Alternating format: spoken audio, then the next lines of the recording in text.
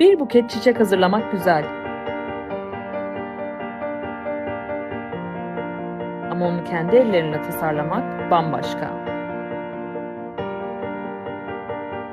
Bir masanın etrafında buluştuk, çiçekleri seçtik, renkleri bir araya getirdik.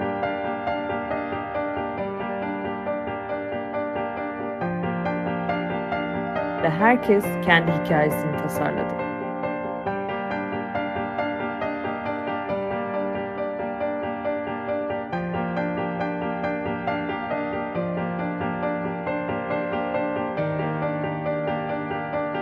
Biraz çiçek, biraz sohbet, biraz kahkaha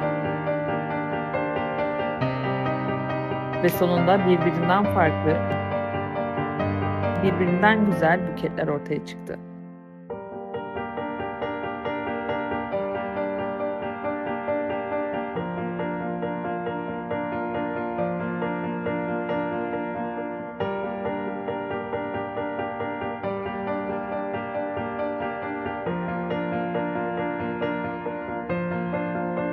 Florist Garden Çiçek Atölyesi'nde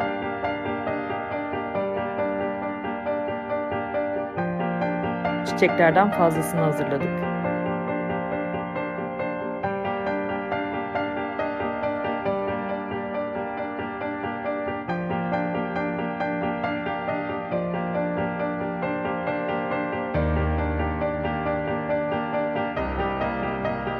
Kendimize ayırdığımız